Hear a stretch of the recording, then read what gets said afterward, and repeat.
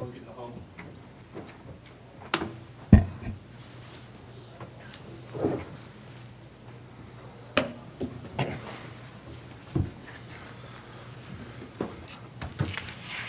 my flag is finally higher than the rest. It's supposed to. Exactly. All right, Michelle, when we're ready, let me know. All right, you can please stand for the Pledge of Allegiance and remain standing. Pledge Allegiance to the flag of the United States of America and to the republic for which it stands, one nation, under God, indivisible, with liberty and justice for all. Councilman Marker will now read the names of any officers that have been murdered in the last 2 weeks. Police Officer Marshall Waters Jr. of the Magnum Police Department, Louisiana, end of watch Thursday, November 5th, 2020, caused death, gunfire. Sergeant Sean Rios of the Houston Police Department, Texas, end of watch Monday, November 9th, 2020, cause of death, gunfire. Police Officer Travis C. Wallace of the Helena, West Helena Police Department, Arkansas, end of watch Thursday, November 12th, cause of death, gunfire. Do you have a preacher here tonight, or pastor? Yes.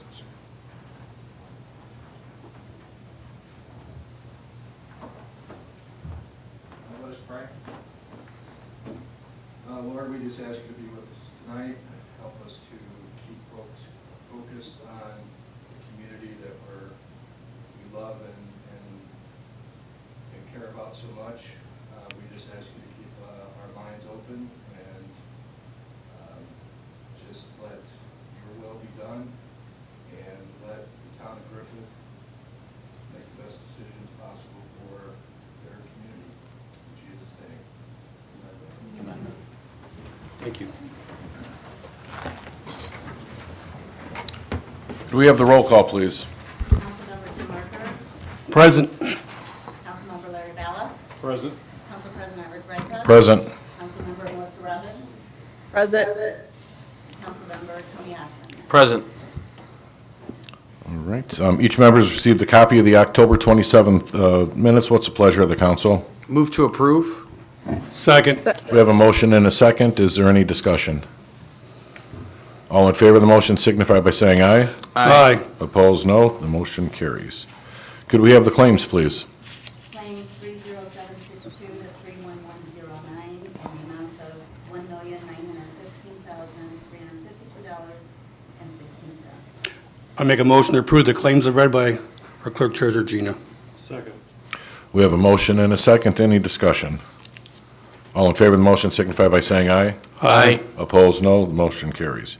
Could we have the announcements, please? We have one item on our list for this evening. The next town council meeting will be on Tuesday, December 1st, 2020 at 7 p.m. There will be a study session before the meeting at 6:30 and one will follow if necessary. Very good. And I believe there is a redevelopment commission meeting next Tuesday as well at 6:30 p.m. Do we have any communications? We do have one, I believe, for a sidewalk replacement program we have been studying for the last many months. We have one of our engineers on there, Jake Demerel. Jake, would you be able to give us a quick synopsis of where we're at on all the studies that you've done? They had a field survey of every sidewalk in town. They had technicians walk each sidewalk, and now they've tabulated the results, and we're going to see what we're up against here. So go ahead, Jake. Yes, thank you, everybody. So what we've been able to do over the course of the summer is do a field survey of all of the sidewalks and ADA ramps within the town limits. And within that, we were able to rate sidewalks on a scale of 1 to 5, 1 being poor and 5 being great, and ADA ramps as either compliant or non-compliant. And with that, we put this in the town's GIS, and now we're able to determine the areas and the number, quantity of sidewalks and ramps that we need to consider for removal, replacement, or otherwise repair. What also goes into this is the mapping of priority areas. And what we were able to do is look at pedestrian generators. I can actually probably share my screen here to give you an idea of this map. So you should be able to see my screen. Yes, we can. So this is the town of Griffith. You can see the purple is the basis for priority areas. You can see right around, the central part downtown here where there's a lot of generators for the higher priority areas. The green circles are the compliant ADA ramps. So this is Broad Street right here, as you can see. And then each of the sidewalk segments is then rated on that scale of 1 to 5. And of course, this is also color-coded. The red circles being non-compliant ADA ramps. So as you can see, there's some work to be had on some of the sidewalks. And as we all know, sidewalks, the walking conditions of the community can certainly lead to, with a good walking condition, quality of life improvements, which lead to, overall economic improvement to a town. These are the things that certainly improvements are good. Within this, we went through, this is the same map of just sidewalks. So I'm going to skip over and just talk briefly about the data. This is just a quick breakdown of the project, and I can probably go back to the map and speak more about the areas here.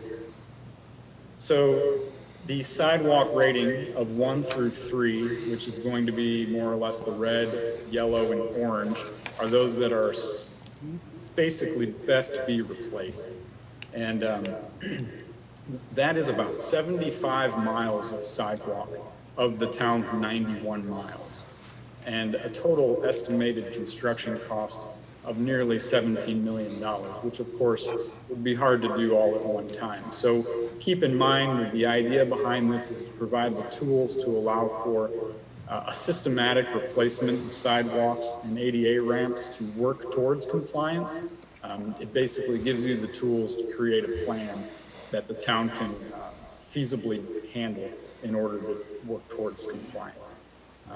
So that can be broken down one layer deeper by way of the $17 million, and then we could say, and we haven't done this yet, but can quickly do this given our tools.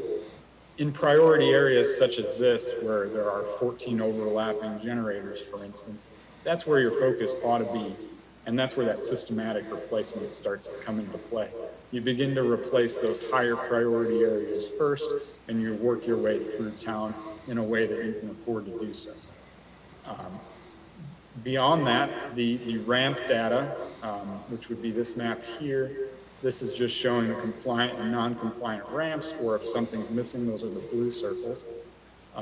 In the case of ADA ramps for the town, to do full replacement of everything that is currently non-compliant in 2021 construction costs puts you at a project cost of about $2.3 million.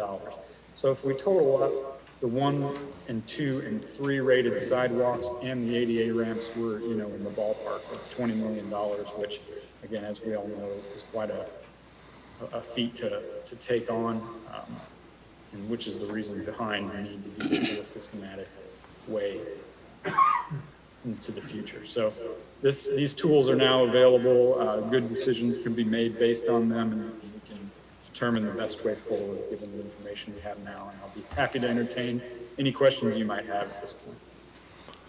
All right, I guess, any idea on the ages of most of these sidewalks, or I'm sure it's all over all over town?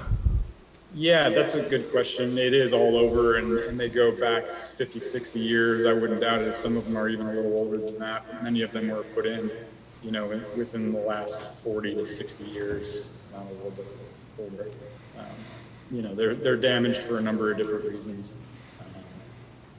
Okay, and one thing I've noticed, especially when we had all that rain this past summer, I would be driving around, and you'd look to see how far the rain went up, and you'd look at the curb, not the curbs, but the sidewalks to see where where the water lines were. And that's when I said, wow, these sidewalks are really, really bad.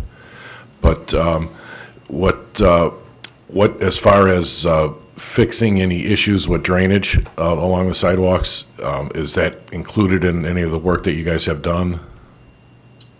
There's no real like piping drainage that has been included in this.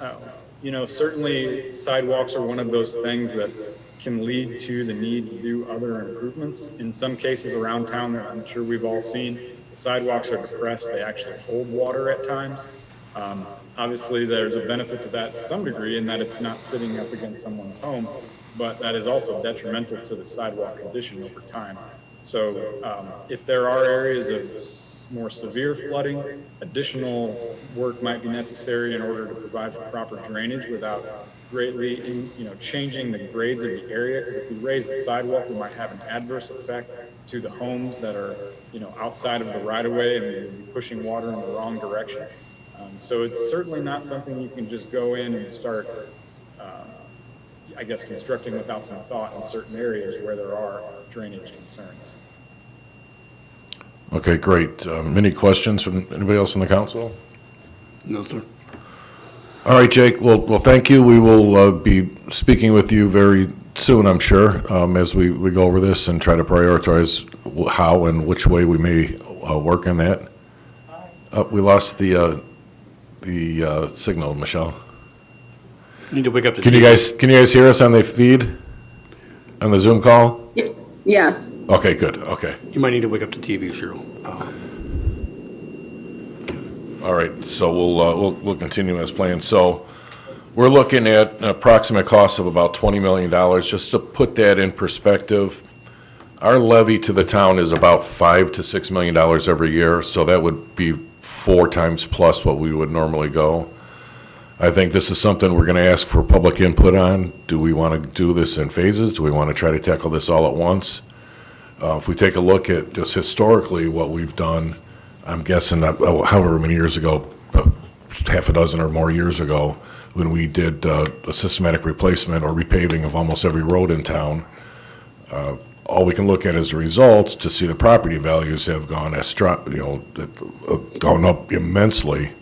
And I would think that if somebody's selling their home or looking for a home, you drive down a block and you see the entire sidewalks are brand new, both sides of the street, that's going to give you a pretty good impression. And I think if it costs each of us $1,000 or $1,500 or whatever it is over the course of that, I think we'd get that out of our homes when we sell them. That's my personal opinion. I'd like to see what most of the public would think about that, but I don't know what the thoughts are. Anybody? I think not only that, just the usability. I'm a person that walks all the time, and I don't usually use the bike trail. And I see people with, different, wheelchairs or disabilities and stuff, and just general walkers. And I think that not only would you get the value out of it, you get the quality of life aspect of it too, more than just monetary. All right, that's true, and the fact that there are issues when people will trip on sidewalks, whether it's the town's fault or not. We are still named in lawsuits, and that costs money. We've had several over the last couple of years, and unfortunately, those were in a newer subdivision where the sidewalks were supposed to be good. But that is something that's still going to happen, and we have to weigh all the benefits. I mean, one huge lawsuit is a big chunk of this. So, all right, well, we will look at the financial end of it in the next meeting or two. We'll try to present some ideas. I'd like to see with a lot of proposed commercial construction we have coming up that'll be included in our TIF district. It'd be nice if we were going to bond, if we can secure some of those future dollars to pay down towards some of the bond. And if things continue to progress and we do get development on the north side, whether it be Griffith Park Plaza or the golf course, any bonding, I'd like to be able to use that TIF dollars to put it right back in the community as best we can or are able to legally. So that's one of the things we'll ask the financial guys to look at. All right, anything else? All right, any other communications? Reports, Public Works, anything to report on, Mr. Konopasek?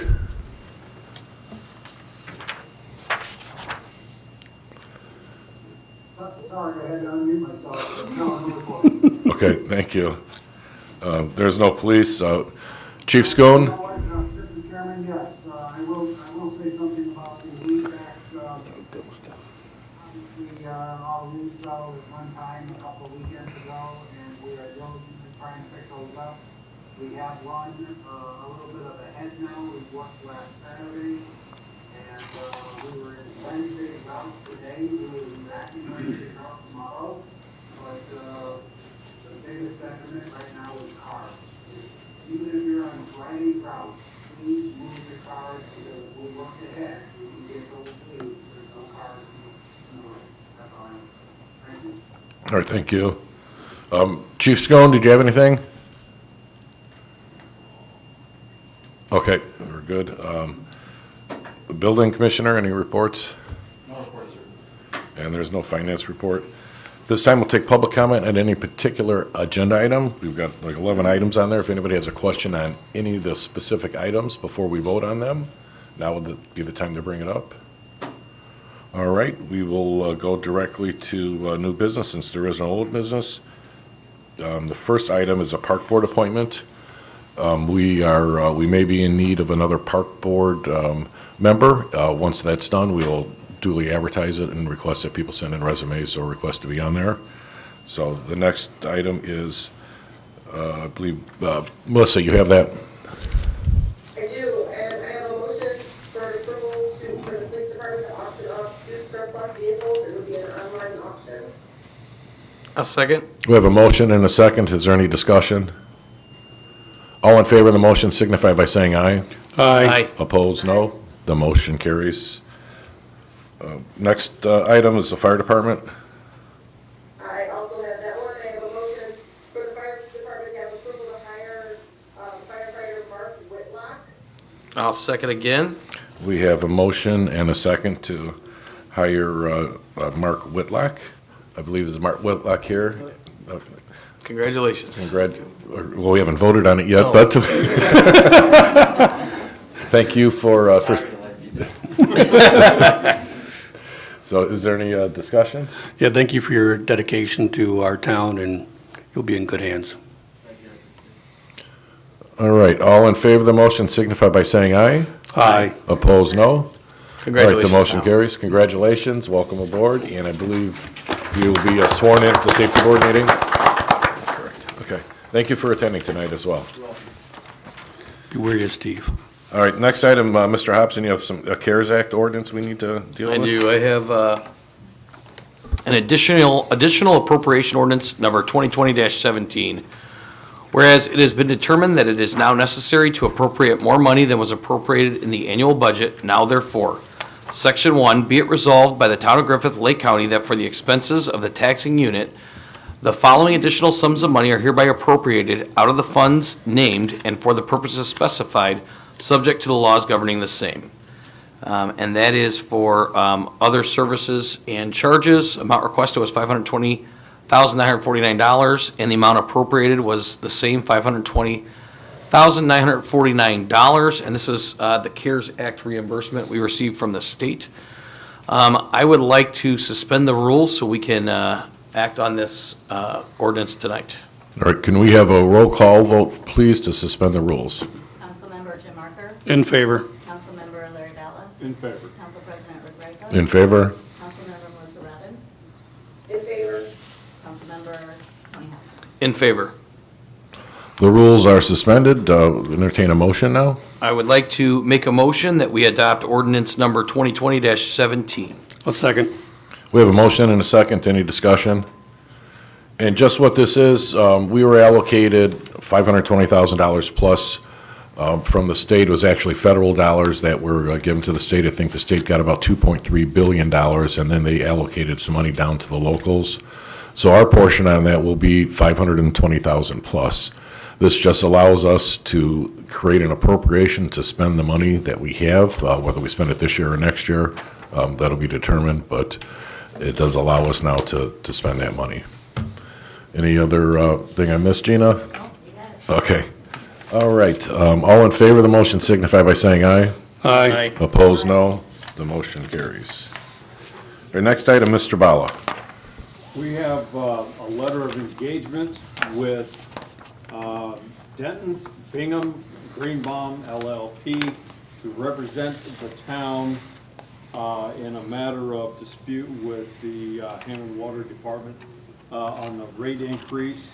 This agreement would enjoin Griffith, Highland, Dyer, Whiting and Munster all as plaintiffs in this representation. And I'm going to make a motion that we accept this letter of engagement and allow the president, Mr. Rifa, to sign the agreement. I'll second. All right, we have a motion and a second. Any discussion? And this would be a shared cost among all the communities, so not a direct billing to Griffith. So, all in favor of the motion signify by saying aye. Aye. Opposed, no. The motion carries. All right, Mr. Marker, you have the next several items. I assure you, Mr. President. First one is from Walsh and Kelly. This is our yearly asphalt paving extension. The extension of our current pricing for the work to be completed through 2021. This is according to Indiana Code 5-22-17-4. And I make a motion approving town council president to sign off on this. I'll second. We have a motion and a second. Any discussion? All in favor of the motion signify by saying aye. Aye. Opposed, no. The motion carries. Mr. President, the next one is for Pinkerton Oil Company. This is renewing the same contract from the previous year for 2020. Our price is the same. It's based on our rack rate cost plus 6 cents for gasoline and a rack cost of 11 cents for diesel fuel. So I make a motion that we approve continuing with Pinkerton Oil Company. Second. Motion and a second. Any discussion? Once again, I believe these are holding the same prices as of this year. Is that correct, Mr. Konopasek? Yes, it is. Okay, thank you. All right, any other discussion? All in favor of the motion signify by saying aye. Aye. Opposed, no. The motion carries. And the final item for the trio here is to grant Colin Peterson an additional week vacation starting in 2021. This is in coordination with Mr. Kunapasek here, our Public Works Director. And I make a motion approving that additional week starting in 2021. Second. We have a motion and a second. Any discussion? All in favor of the motion signify by saying aye. Aye. Opposed, no. The motion carries. Mr. Hobson, you have the next item. I do. The Public Works asked for permission to advertise and/or solicit quotes for a new large mower with an articulating arm for ditch bank mowing. I'd like to go ahead and make the motion that we allow them to advertise. We have a motion and a second. Any discussion? All in favor of the motion signify by saying aye. Aye. Opposed, no. The motion carries. Mr. Merker, you have the next item? I do have a press release for a road closure here for Root Drive and West Pine Street and Birch Court. This is weather permitting on November 21st. This coming Saturday between 8 a.m. and 10:30 a.m. The Griffith Fire Department will be conducting a training exercise at the northeast corner of Root Drive and West Pine Street. This training will require the closure of Root Drive between West Pine and Birch Court. West Pine Street will remain open to vehicle traffic. Make a motion approving this press release and the road closure. Second. All right, we have a motion and a second. Any discussion? All in favor of the motion signify by saying aye. Aye. Opposed, no. The motion carries. The last item on the agenda, Mr. Bala. This is an official letter that is required from the town of Griffith in regards to the feasibility of, not feasibility, but the approval to rebuild a business, a home, if it is destroyed by fire, tornado, whatever, by more than 50%. We need to make this an official definitive answer to the underwriter so that the mortgage can be obtained. So I make a motion that we issue a letter to the mortgage lender that we will allow the house to be rebuilt if it's more than 50% destroyed. I'll second that. All right, we have a motion and a second. Is there any discussion? Seeing no discussion, all in favor of the motion signify by saying aye. Aye. Opposed, no. The motion carries. Is there any other business from the council? All right, seeing no other business, we'll open the floor for public comment. If anybody has a comment or a question, just please state your name. Yes, ma'am. Hello, I'm Tiffany Nelson. Hello, everybody. I'm Tiffany Nelson. Hello, everybody. So I came because I live up the street. I'm on South Broad Street, and I don't have any parking for my residents. I've been having a lot of problems since I moved in February. I was told that I can park on the street by the person who sold me the house. And then after I parked on the street for maybe about 4 months, the police told me that I can't park on the street, that I can park at the a restaurant next door. And then maybe about a month ago, the restaurant next door has been putting stuff in my mailbox telling me that I can't park there at all. So then I'm like, okay, well, where do I park now? So I called, I talked to Matt with the police department, I talked to the county commissioner, they gave me information to the local commissioner, highway patrol, everybody. They're basically telling me they don't know what to do, and they told me to come here to the position to see if you guys could help me out in any way, because I don't know what to do. And then just Sunday, I had my car parked on the side of my house, because I don't know where else to park. And I was just looking at my neighbors to see what they do, so I can try to figure something out. But I even got a warning on my car on Sunday for parking there, so I'm basically like out of options, like I don't know what to do now. All right. Cross street. No, that's, we'd have to take a look at it a little closer. So unfortunately, there'd be a civil issue with your landlord, or not with your landlord. You purchased the house? Yeah. Oh, boy, okay. I know. All right, let me see what we could possibly do. I know it's a no parking on the street there. I don't think you'd want to park on the street and get hit all the time either. That's the other issue. Is there any area that you have to be able to park on your property itself? Yeah, like, so right next to my house, directly on the side, I could just pull my car up, and that's what I was doing, because that was the only area where I wouldn't be in the street, I wouldn't be on the sidewalk, and I'm not on anybody else's property. So I started parking there, and I was parking there and everything was fine, but then I figured it was obviously a problem because I got a ticket, like a warning, the ordinance on Okay. my car on Sunday. Okay. And I'm like, what do I do now?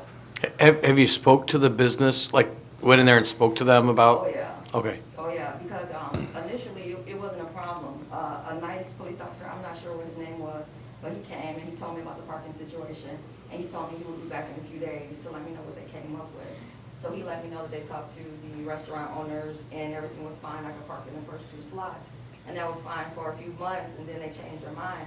So I called and I'm like, well, it's just me, living here. I would only need like 2 slots. Like, that's all I need. Like, is there any way I can park there? And they were like, well, you're gonna have to look at finding a different solution. This is just our word of mouth saying that you can do it now, but the owner might change his mind. And then sure enough, like a week later, they sent me another letter saying I can't park there at all. Like, what, would you happen to be parked there during their normal busy times, which would probably be? I'm at work.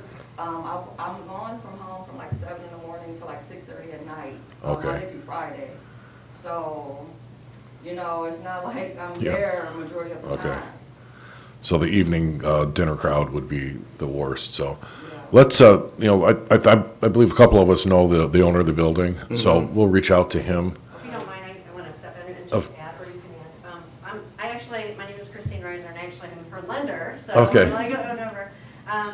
And the other thing is, like, the police department, because I was on the phone with them, everybody yesterday, and the police department also, they're trying to be helpful. They offered her a parking spot across the street by the By the bike path. But it's so dark there, when she gets home, and she showed me pictures, it's a safety issue for her to walk. So Sure. I think the police department asked us to see if you guys would give her a special parking spot or something like that where you can allocate it for her. So yeah, we'll talk to them. In the meantime, we'll take a look at your property. Okay. If you're parked along the side of your house as opposed, if you're in back of the front of the house, I think that isn't require any action on our part because, Mr. Ballard, you're familiar with the ordinance on that. Yeah, I wouldn't think so. No, you couldn't park in the lawn area. We would just have to create some type of you'd have to create a gravel parking or something similar to that, whatever's allowable by the code. I would also recommend, not from the council, but you may want to speak to your realtor and speak to their realtor about,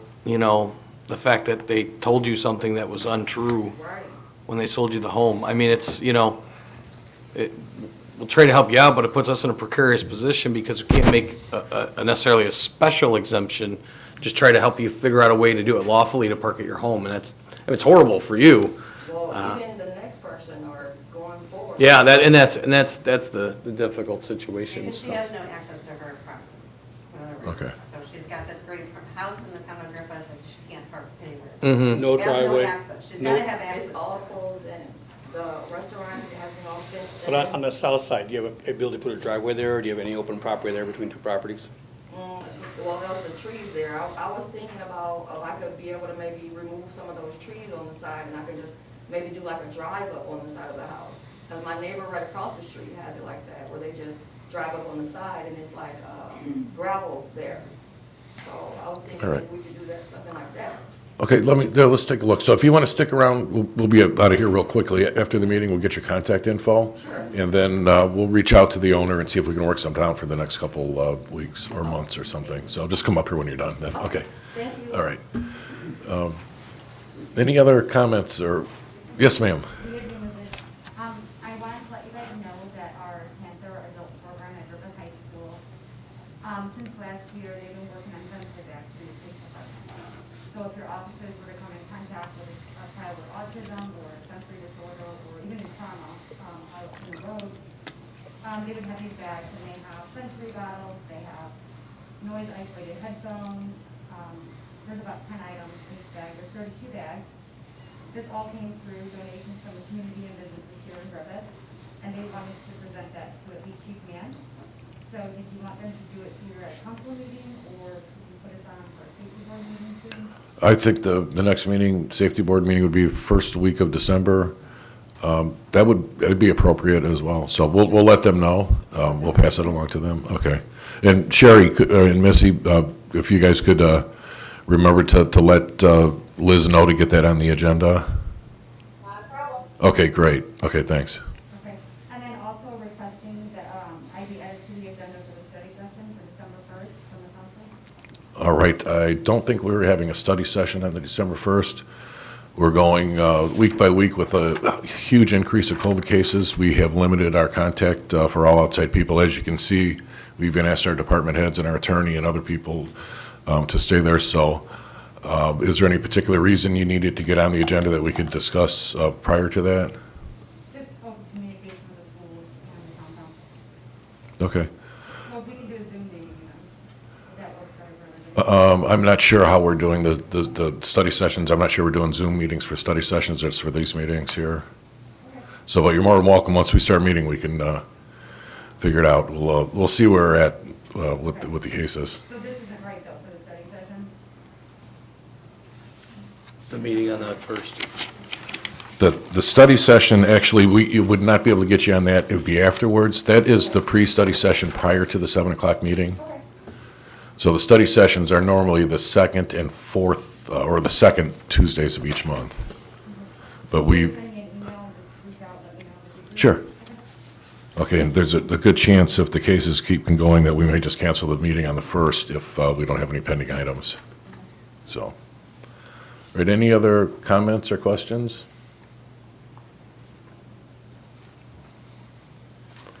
All right, well, the meeting is adjourned.